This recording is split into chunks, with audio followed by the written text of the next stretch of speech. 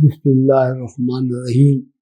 نحمدہ ونصلی علی رسولہ الکریم رب اشرح لی صدری ویسر لی امری واحلل عقدۃ من لسانی یفقہوا قولی۔ ناظرین کرام السلام علیکم۔ حکیم خدمت آپ کی خدمت میں حاضر ہے۔ الحمدللہ ماہ رمضان المبارک کا آخری اشرہ شروع ہو گیا ہے۔ یہ اشرہ جہنم سے نجات حاصل کرنے کا اشرہ ہے۔ اس میں خوب اللہ کو راضی کر کے اپنے گناہوں پہ نادم ہوتے ہوئے اللہ سے بخشش طلب کریں کہ اللہ تعالیٰ ہمیں عذاب جہنم سے بچا لے اور ہمارے حق میں جنت کا فیصلہ فرما دے۔ عزیزان گرامی، قیامت کی ہولناکیاں اور دوزخ کی سختیاں کا ہمیں پتہ چلنا چاہیے تاکہ ہمارے ذہنوں میں یہ رہے کہ ہمیں اللہ تعالیٰ سے خوب گڑ گڑا کر دعائیں کرنی چاہیے کہ اللہ ان ہولناکیوں سے ہماری حفاظت فرمائے۔ اللہ تعالیٰ نے قرآن حکیم میں کئی آیات میں قیامت کی ہولناکیاں اور دوزخ کی سختیوں کا ذکر کیا ہے۔ اللہ رب العزت نے ایمان والوں، نیک اعمال کرنے والوں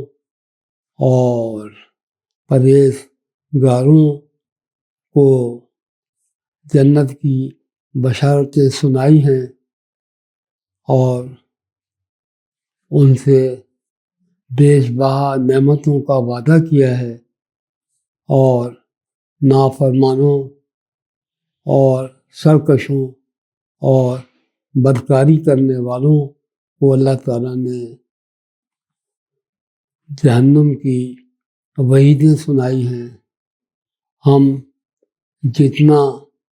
ان وعدوں اور وعیدوں پر یقین اور ایمان رکھیں گے اتنا ہی ہمارے اعمال بڑھیا ہوں گے۔ صحابہ کرام رضی اللہ تعالیٰ عنہم اور اولیاء اللہ جب قرآن حکیم کی تلاوت کرتے اور جب ان آیات پر پہنچتے جن کی ہولناکیوں اور سختیوں کا ذکر اللہ تعالیٰ نے قرآن میں فرمایا ہے، تو ان کے دل کانپ جاتے اور آنکھیں اشکبار ہو جاتی، اس لیے کہ وہ قرآن کو خوب اچھی طرح سمجھتے تھے۔ آج کا انسان دنیا کمانے اور اپنے بیوی بچوں کی فرمائش پورے کرنے میں دن رات لگا ہوا ہے اور وہ آخرت کی حقیقت سے غافل ہے۔ اللہ سبحانہ تعالیٰ نے قرآن حکیم میں جن آیات میں قیامت کی ہولناکیوں اور دوزخ کی سختیوں کا ذکر کیا ہے، ان میں سے چند آیات آپ کی خدمت میں پیش کر رہا ہوں۔ سورہ قمر آیت نمبر 46 میں اللہ سبحانہ تعالیٰ نے فرمایا بل الساعۃ موعدہم والساعۃ ادھیٰ وامر۔ اس آیت میں اللہ تعالیٰ نے کفار کو مخاطب ہو کر کہا ہے کہ ان کا وعدے کا وقت تو قیامت ہی ہے، اور وہ قیامت بڑی سخت اور تلخ ہے۔ سورہ قاف آیت نمبر 30 میں اللہ سبحانہ تعالیٰ نے فرمایا یوم نقول لجہنم هل امتلأت وتقول هل من مزید۔ روز قیامت میں اللہ تعالیٰ جہنم سے کہیں گے کہ کیا تو بھر گئی، اور وہ کہے گی کہ اور کچھ بھی ہے، وَأُزْلِفَتِ الْجَنَّةُ لِلْمُتَّقِينَ غَيْرَ بَعِيدٍ، اور جنت متقیوں کے قریب کر دی جائے گی اور وہ قطعاً دور نہیں ہوگی۔ اللہ تعالیٰ سورہ آل عمران میں فرما رہے ہیں وَاتَّقُوا النَّارَ الَّتِي أُعِدَّتْ لِلْكَافِرِينَ، اس آگ سے بچو کہ جو کافروں کے لیے تیار کی گئی ہے۔ سورہ آل عمران کی 133 آیت میں اللہ رب العزت نے فرمایا وَسَارِعُوا إِلَىٰ مَغْفِرَةٍ مِّن رَّبِّكُمْ وَجَنَّةٍ عَرْضُهَا السَّمَاوَاتُ وَالْأَرْضُ أُعِدَّتْ لِلْمُتَّقِينَ، اور دوڑو اللہ کی بخشش اور جنت کی طرف لپکو، اس کی وسعت زمین اور آسمان کے برابر ہے، اور وہ پرہیزگاروں کے لیے، اللہ سے ڈرنے والوں کے لیے تیار کی گئی ہے۔ سورہ شورى میں اللہ رب العزت نے فرمایا استجیبوا لربکم من قبل ان یاتی یوم لا مرد له من اللہ ما لکم من ملجأ یومئذ وما لکم من نکیر، اللہ کا حکم مان لو اس سے پہلے کہ وہ دن موجود ہو کہ جو اللہ کی طرف سے ٹلنے والا نہیں۔ اس دن نہ کوئی جائے پناہ ہوگی اور نہ تم سے گناہوں کا انکار بن پڑے گا۔ سورہ نساء آیت نمبر 77 میں اللہ سبحانہ وتعالیٰ نے فرمایا قل متاع الدنیا قلیل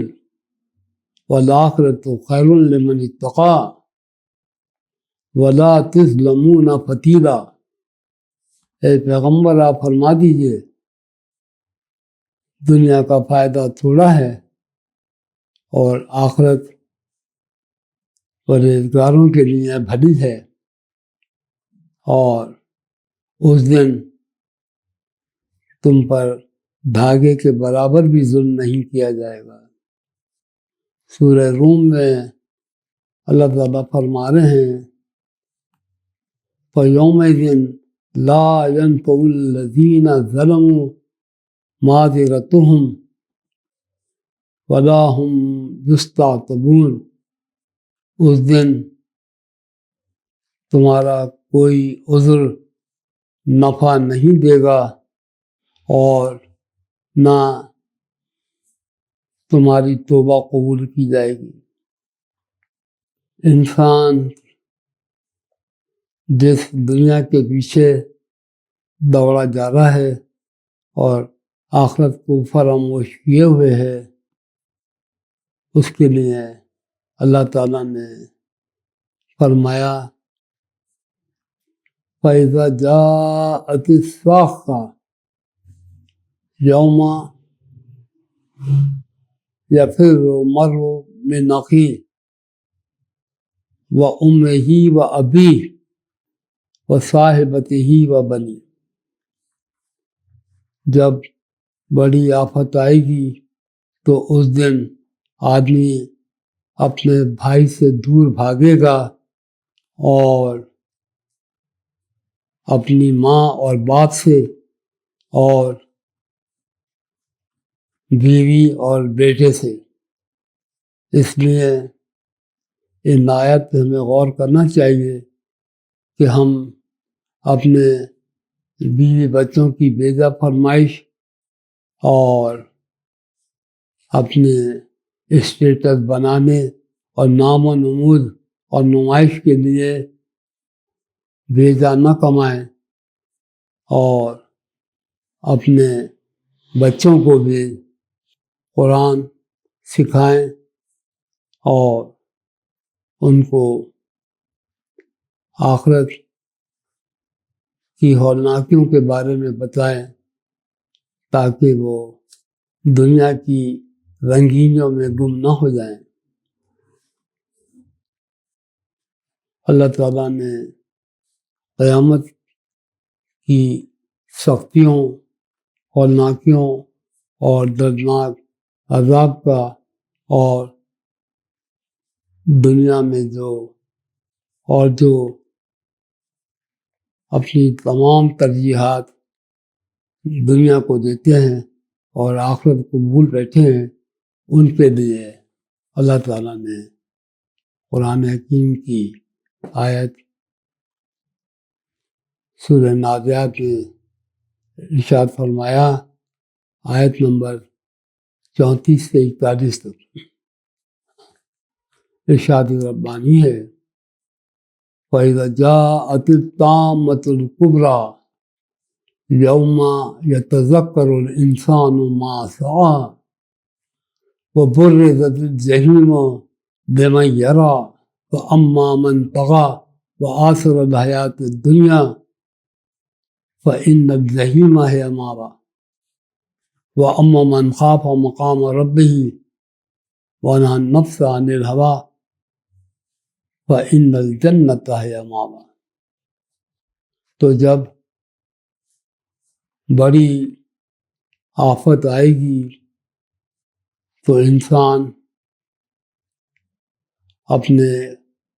کیے ہوئے اعمال کو، کاموں کو یاد کرے گا اور جہنم ظاہر کر دی جائے گی، وہ اسے دیکھے گا، اور جس نے سرکشی کی اور دنیا کی زندگی کو مقدم رکھا، اس کا ٹھکانہ جہنم ہے، اور جو اللہ کے روبرو کھڑا ہونے سے ڈرا اور اپنے نفس کو خواہشات سے روکا، بس اسی کا ٹھکانہ جنت ہے۔ اللہ تعالیٰ نے اپنے بندوں کی کتنی دلجوئی کی ہے، اور اس آیت سے گنہگاروں کو کتنی ڈھارس ملتی ہے۔ سورہ زمر آیت نمبر 53، قُلْ يَا عِبَادِيَ الَّذِينَ أَسْرَفُوا عَلَىٰ أَنفُسِهِمْ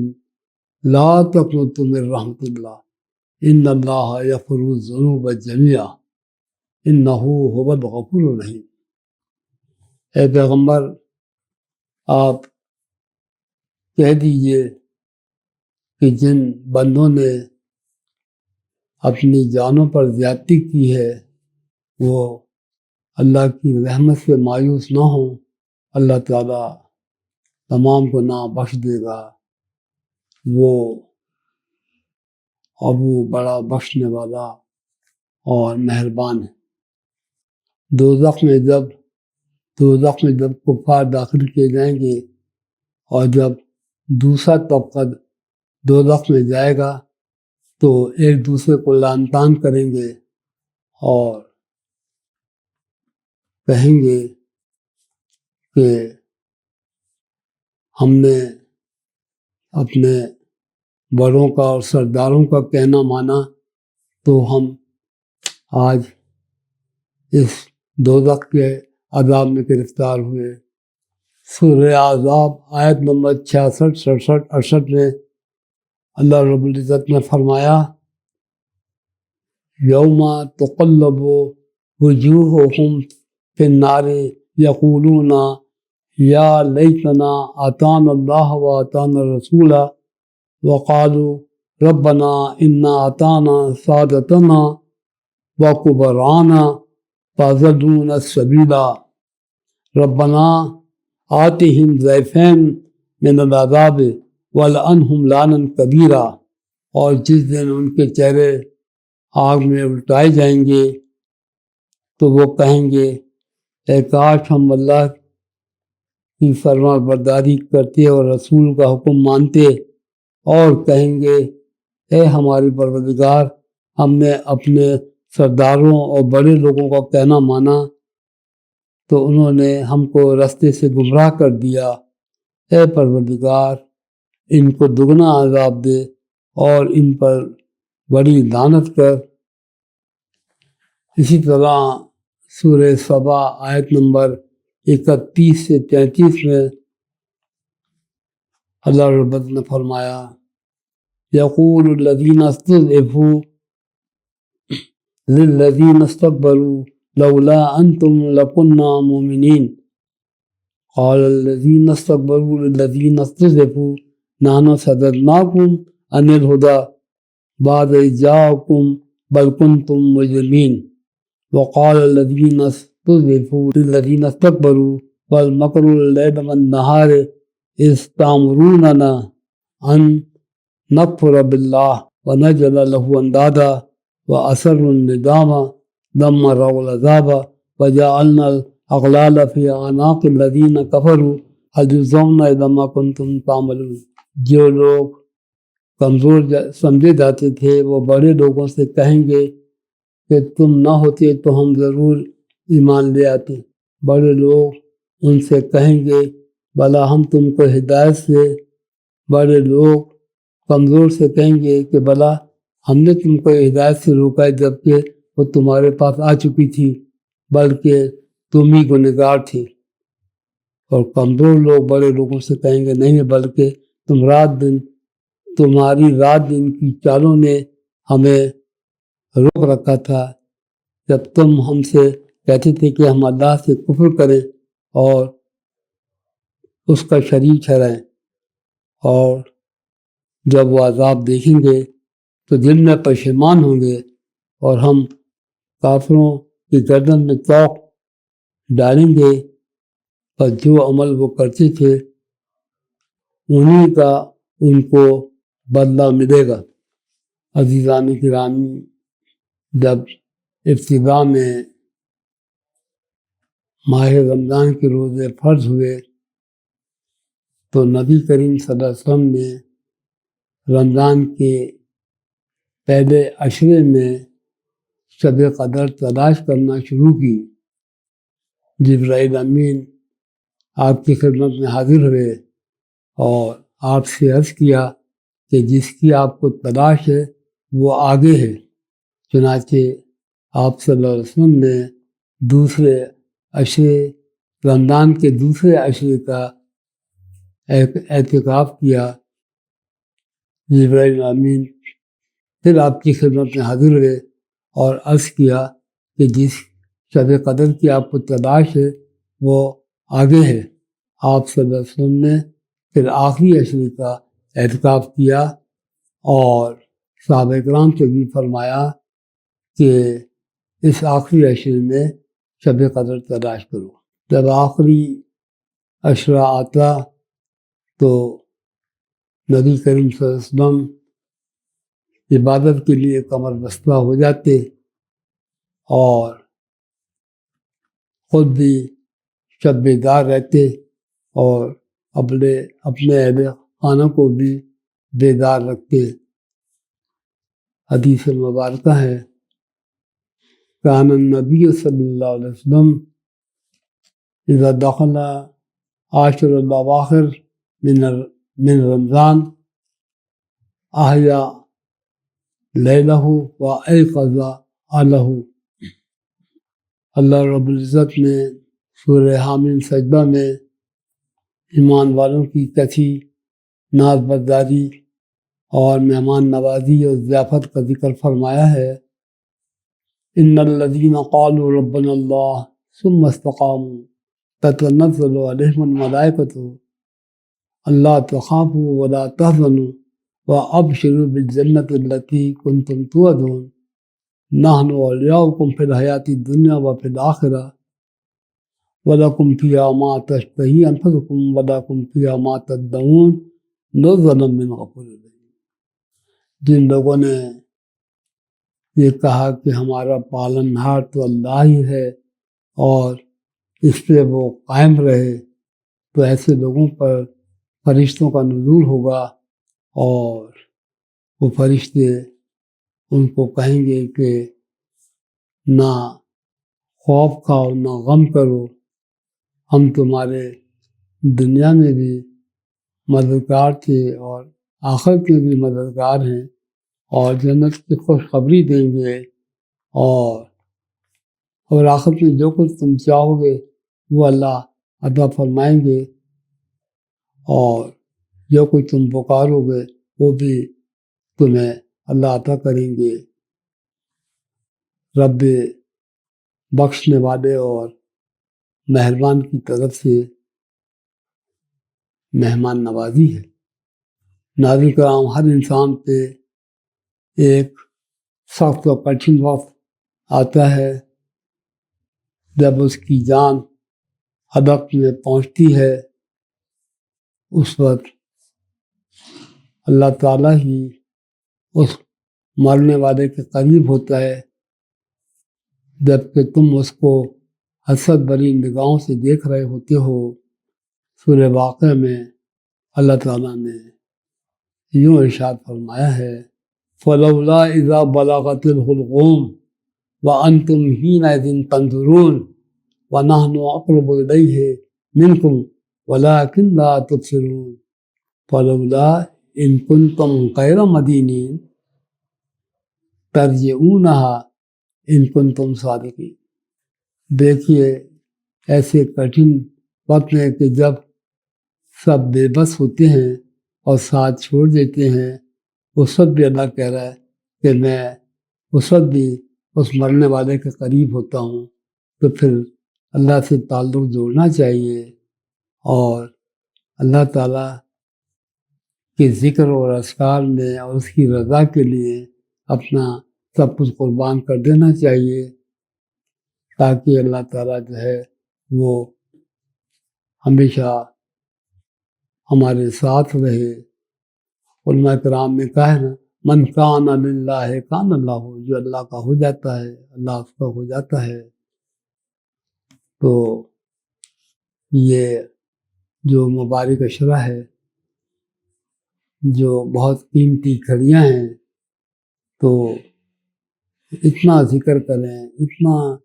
اللہ کو راضی کریں کہ اللہ تعالیٰ کے ساتھ جس طرح صحابہ کرام کا اللہ سے تعلق جڑا ہوا تھا، اس طرح ہمارا بھی اللہ سے تعلق جڑ جائے، کیونکہ روح نکلتے ہی ہمارا واسطہ قبر میں، حشر میں اور قیامت میں اللہ ہی کے ساتھ پڑے گا۔ تو کیوں نہ ہم اس کو دنیا میں بھی خوب راضی کریں اور اس کے احکامات پہ عمل کریں، اور جیسے وہ چاہتا ہے اس طریقے سے ہم یہ ماہ رمضان کو گزاریں۔ اللہ سے خوب ان گھڑیوں میں دعائیں مانگے، نہ جانے کئی گھڑیاں نصیب ہوں یا نہ ہوں، کہ اللہ تعالیٰ ہماری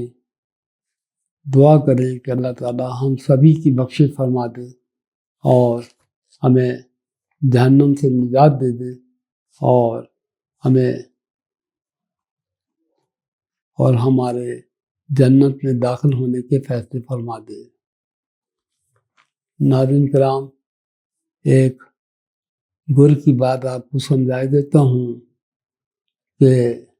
یوں تو افطار کی بعد صبح شام اس ماہ مبارک میں خوب دعائیں کریں، لیکن آخری عشرے میں خاص طور پر آپ یہ دعا مانگیں کہ اللہ تعالیٰ محض آپ کی توفیق اور فضل سے یہ عبادات کی، یہ روزے رکھنے کی توفیق آپ ہی کی توفیق سے ہوئی، شب بیداریاں بھی آپ کی توفیق سے ادا ہوئی۔ اللہ تعالیٰ بہت روحانی تقویت ملی اور اس ماہ رمضان کی برکت و فضیلت سے تمام معمولات بڑے سلیقے سے اٹھنے، سونے، جاگنے، بیدار ہونے کے سب معمولات بہت ایک ترتیب سے ادا ہوتے رہے۔ اے اللہ، بہت ہی راحت و سکون ملا تیری یاد اور ذکر سے، بہت روحانیت ملی۔ اے اللہ، تو ہمیں یہ مبارک مہینہ آئندہ سال بھی عطا کر، زندگی عطا کر، تاکہ آئندہ سال بھی ہم اسی طرح ذوق و شوق کے ساتھ تیری عبادت کریں اور تجھے ہر لمحہ راضی رکھیں۔